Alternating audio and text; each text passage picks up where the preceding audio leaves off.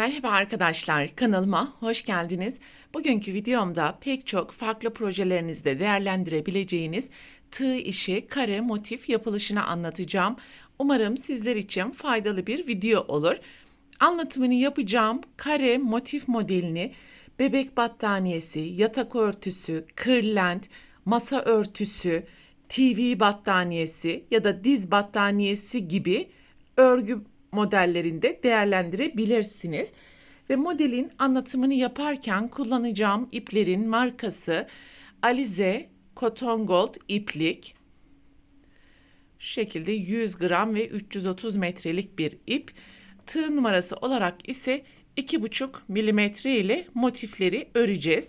Hazırsanız haydi vakit kaybetmeden motifin yapılışına başlayalım.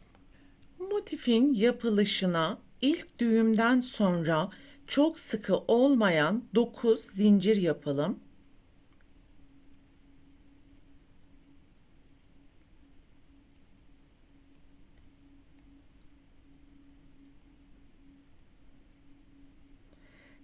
Bir, 2, 3, 4, 5. zincirin içerisine ikili trabzan,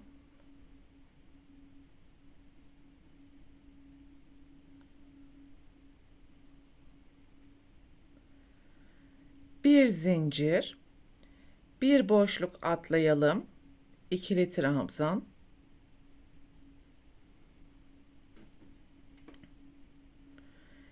bir zincir, bir boşluk atlayalım, ikili trabzan. Yan yana 3 tane kutu yaptık. 3 zincir, deseni çeviriyorum. İkinci trabzanın tepesine ikili trabzan, bir zincir, sonraki trabzanın tepesine ikili trabzan,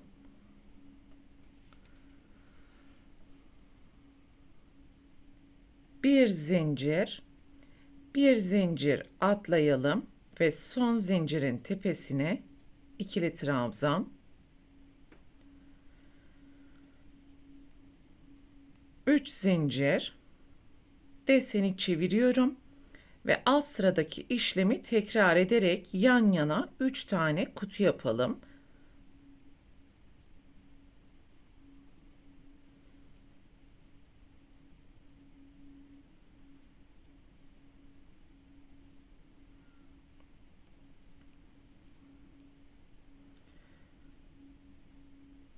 Hem enine hem de boyuna 3 çarpı 3 olacak şekilde toplam 9 tane kutu yaptım.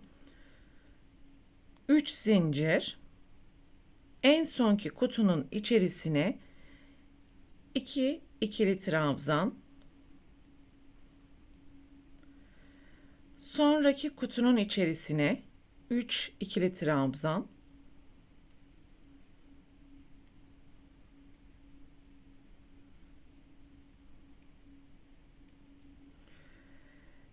köşeye 3 trabzan, 2 zincir, 3 trabzan,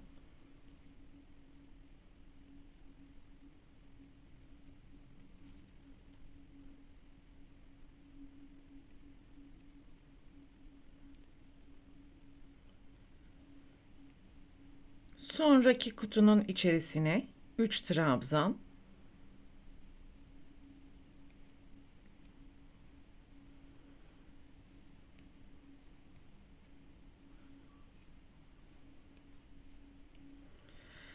ve diğer iki köşeye de 3 trabzan, 2 zincir, 3 trabzan, köşelerin ortasında bulunan kutulara ise 3 trabzan yaparak sıra sonuna kadar devam edelim.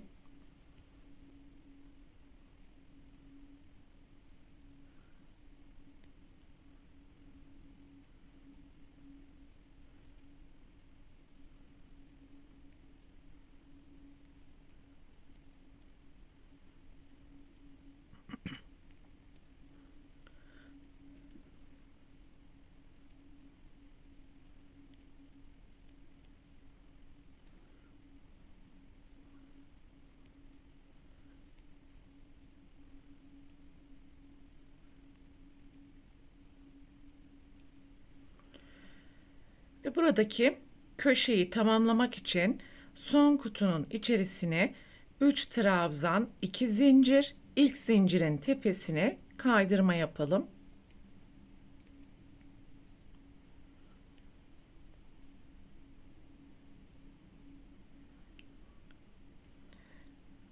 Sarı renkli kısmı bu şekilde tamamlamış olduk.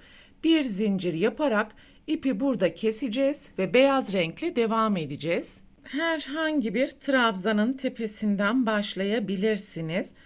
Bir zincir yaptım ve tığın başını dolayarak kenarlarda bulunan trabzanın tepesindeki 2 ilmeği alarak buraya ikili trabzan yapıyorum. Ve köşeye gelene kadar tüm trabzanların tepesine ikili trabzan yapacağız.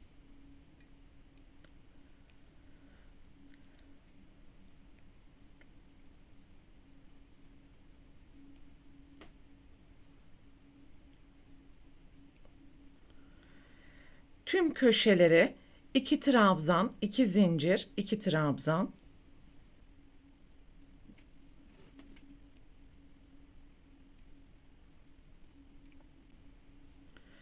Sonraki köşeye kadar alttaki trabzanların tepesine yan yana ikili trabzan ve bu şekilde sıra sonuna kadar yapmaya devam edeceğiz.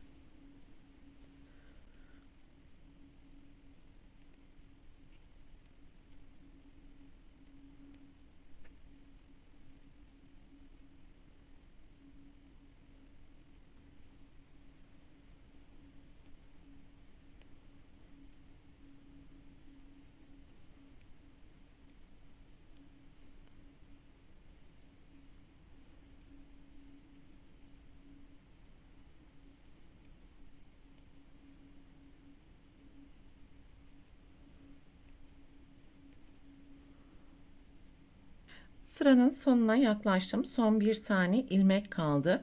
Onun da tepesine ikili trabzan yapıyorum.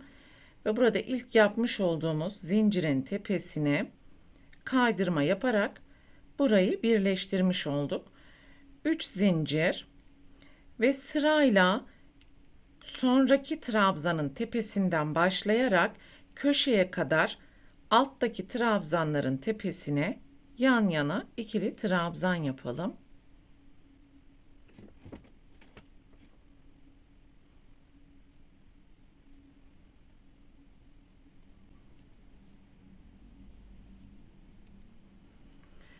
Tüm köşelere 2 trabzan, 2 zincir, 2 trabzan, alttaki trabzanların tepesine ise yan yana ikili trabzan yaparak sıra sonuna kadar devam edeceğiz.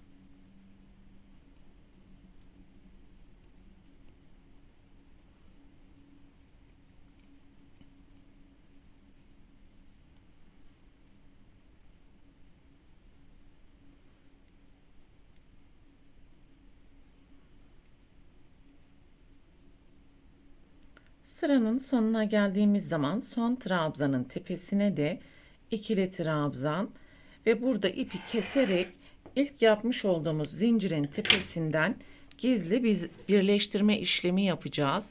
İpi bu şekilde çıkardım ve zincirin hemen tepesinde görünen 2 ilmeğin üstünden tığ geçirdim. Bu ipi tekrar buradan geçiriyorum. Ve son yapmış olduğumuz trabzanın tepesinde ve arkasındaki ilmeğin içerisinden tekrar ipi geçirerek iç içe geçmiş bu şekilde V'leri oluşturmuş olduk. Bu ipi de çok sıkmadan arka taraftaki ilmeklerin arasından gizleyebildiğiniz kadar gizleme işlemini yapabilirsiniz.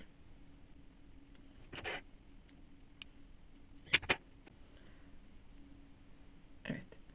Böylelikle motifimizin tüm yapım aşamalarını tamamlamış olduk arkadaşlar. Bir sonraki videomda yapmış olduğumuz bu kare motiflerin birleştirmesini göstereceğim. Umarım sizler için faydalı bir video olur.